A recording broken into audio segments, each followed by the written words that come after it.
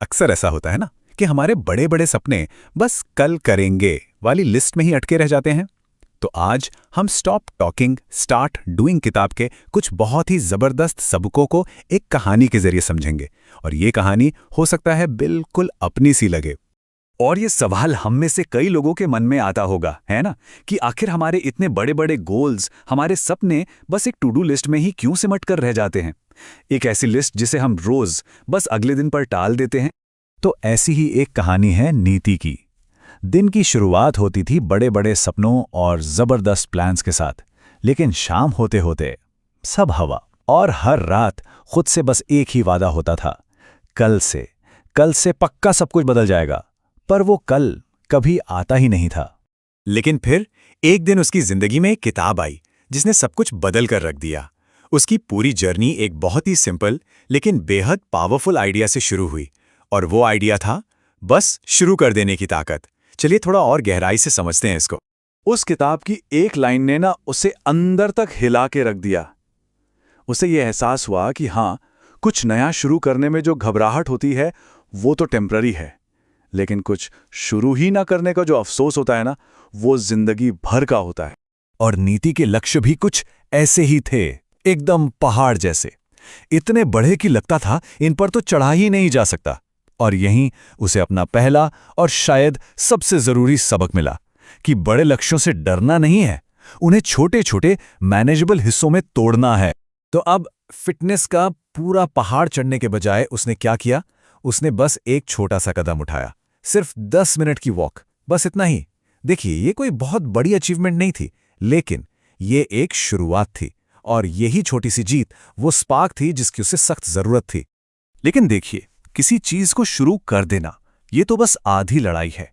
असली चैलेंज तो उस डर से डील करना है जो हमें आगे बढ़ने ही नहीं देता। और नीति के केस में ये डर कहीं ना कहीं उसके पास्ट से जुड़ा हुआ था। उसे अपने स्कूल का वो दिन याद आया जब उसने एक डिबेट कंपटीशन में नाम लिखाकर भी लास्ट मोमेंट पर वापस ले लिया था। क्यों? क्योंकि उसे फेल होने से डर लग रहा था, मजाक उड़ने से डर लग रहा था। वो डर वो तो कुछ ही दिनों में चला गया, पर कोशिश भी ना करने का जो अफसोस था वो सालों बाद भी उसके साथ था। और यहीं उसे डर और पछतावे के बीच का असली फर्क समझ में आया। डर एक परछाई जैसा है, जैसे ही एक्शन की रोशनी आती है वो भाग जाता है। लेकिन पछतावा वो एक एंकर की तरह है जो इंसान को हमेशा के लिए एक ही जगह पर रोक कर रख सकता है। तो डर पर थोड़ी पकड़ बनाने के बाद नीति ने अपनी एक और बड़ी कमजोरी पर काम करना शुरू किया, फैसले ना ले पाना।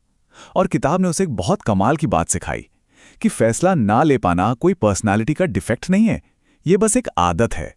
और आदतों को तो बदला जा सकता है अगर हम छोटे छोटे फैसलों से शुरुआत करें।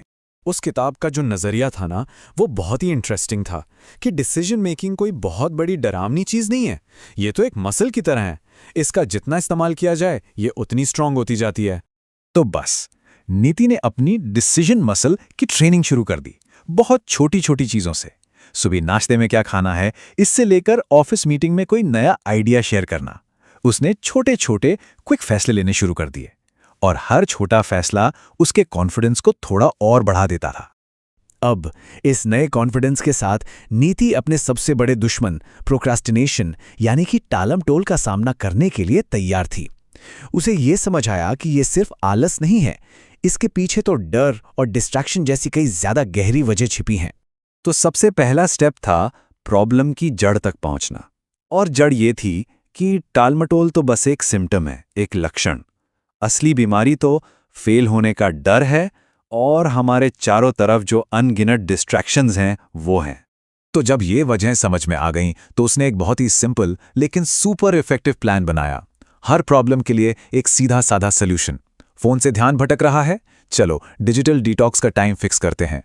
काम बहुत बड़ा लग रहा है, ठीक है, इसे छोटे छोटे टुकड़ों में तोड़ देते हैं। शुरू करने से ही डर लग रहा है तो बस 15 मिनट करने का वादा करो, सिर्फ 15 मिनट। और उसने सिर्फ अपनी आदतें नहीं बदली, उसने अपना माहौल भी बदला। अपने आसपास का एनवायरनमेंट ही ऐसा बना लिया जहां फोकस करना आसान हो और डिस्ट्रैक्ट होना मुश्किल। और ये सारे बदलाव करते करते उसे एक सबसे बड़ा और आखिरी सबक मिला, वो ये कि असली मकसद परफेक्ट होना नहीं है। असली मकसद है बस आगे बढ़ते रहना, यानी कि प्रोग्रेस करना। पता है, ये एक ऐसा आइडिया था जिसने मानो उसके सारे बंधन ही तोड़ दिए। नीति को आखिरकार ये समझ आ गया कि परफेक्ट बनने की जो उसकी चाह थी, वही उसकी प्रोग्रेस की सबसे बड़ी दुश्मन थी।